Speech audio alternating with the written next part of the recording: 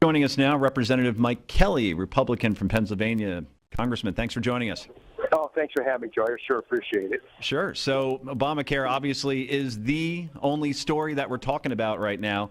Congressman Brown of Georgia wants a full repeal. You're looking for more of a bipartisan effort. Where are things now? Where do you see us being in a week, a month, a year from now as far as Obamacare is concerned? Well, I think, again, this is not a surprise to most of us. We've been trying for a long time to get a full repeal, then we try to get it at least delayed. And I think these are promises that were made by the president that are falling far short of what he said. And where I grew up, when they don't call it misspeaking, they don't talk about a variation from the truth, they talk about lies. And for 3 years, they perpetuated this lie. The biggest thing we have to do is understand there's a process that we're held accountable for. The president picks and chooses what he wants to enforce when it comes to the law. But for us, we go through a process that is one that I think the American people expect, and we have to live up to that. So I think what we see is a continual unraveling. I'm a business owner. I'm waiting for next year when the employer mandate kicks in, and all of a sudden, all those folks who supply about half of the health care plans in the United States to their employees, all of a sudden start to say, "Hey, listen, our policies aren't going to work anymore. Our plans aren't going to work." So I think we're seeing a mass exodus, and I think it falls apart from its own underpinnings. I just don't think that when you look at the trajectory of the cost of this and where it's going, it just can't work. Mr. Kelly, the president seems to be attempting to fix a part of the law that he doesn't like, that obviously he's getting a lot of political blowback by that. He's attempting to do this by fiat, in essence. Is this even constitutional to change parts of a law after it's been implemented without the approval of Congress? I'm not a lawyer, and I'm not a constitutional lawyer, but I have friends that are. No, I think the president is really, again, overreaching. He's been overreaching for quite some time when it comes to picking and choosing on what he's going to enforce and what he's not going to enforce. So, but again, we'll go through the process. It's very difficult to work with him because the executive branch controls so much. Once we do our investigations and we expose people for things in the House of Representatives, we have to turn it over to the Department of Justice. And from that point on, it's their duty to go ahead and put the prosecutorial part of it. But, when it falls under the executive branch, and I don't think with Mr. Holder that you're going to get much cooperation. I think that we look through the constitutional process. We try to hold him accountable in the ways that people expect us to hold him accountable.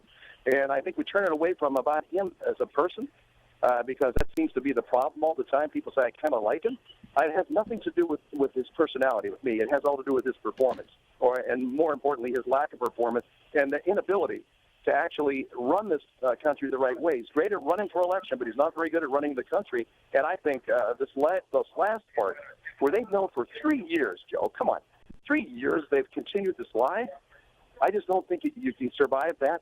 I think the American people will forgive you for a lot of things. They'll forgive you for making mistakes, but they won't forgive you for lying to them for 3 years. And that doesn't matter how you're registered. That's just American values. We expect honesty. And certainly, Michael, the poll numbers seem to be indicating that he's now below 40%. It's hard to see how he could reverse it, considering that there's a very good chance he will not win back. The Democrats won't.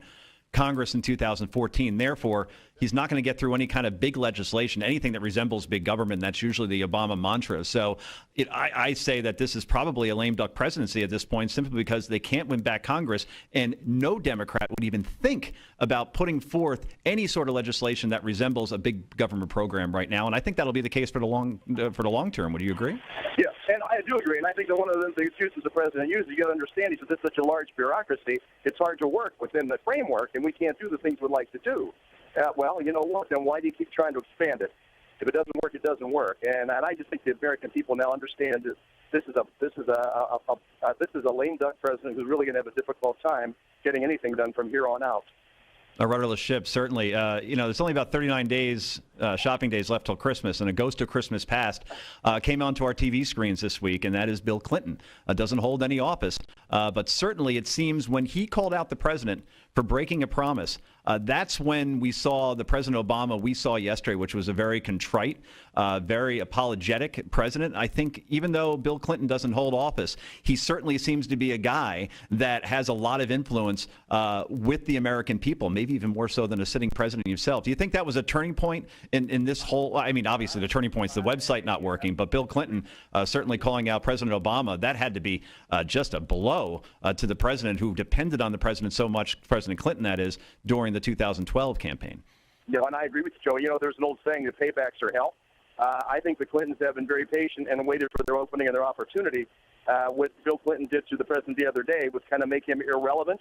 This goes back to whenever Miss Clinton and the president were running for the office. And I think at the very end there, a lot of people were saying, you know what, the Clintons remember. They don't forget when things go opposite the way they would like them to go. So I think that this is an opportunity for Bill Clinton to really show just how inept this guy is. So Congressman, we saw the personification of somebody who's really, I mean, we've seen incompetency for 5 years now.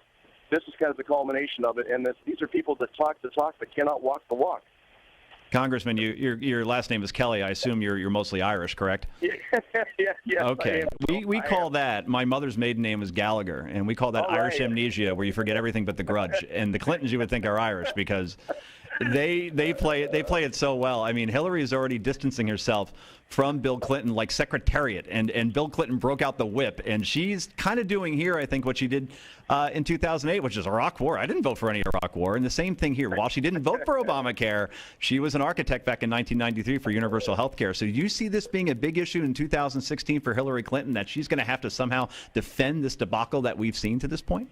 I think it's one of the many things she has to defend, and in her stint as Secretary of State, and we know that the Department of State is really responsible for the security of all our overseas people in our embassies. It still comes back to whenever we lost Ambassador Stevens and 3 other Americans that night in Benghazi, her statement that what difference does it make?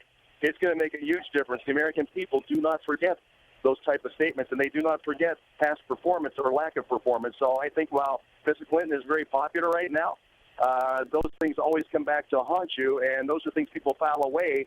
And a year or two from now, when she's out running, that's going to come back, and that's going to be very strong because as much as she looks like the front runner for our friends on the other side, I think there's a lot of vulnerable issues there, events that she's been involved in, and it's hard to walk away from those. Absolutely, and we saw a poll just out 2 days ago, Chris Christie, if he were to be the nominee and Hillary Clinton tied, because the election's only 36 months away, so why don't we just start doing polls about people who haven't declared yet? It's amazing.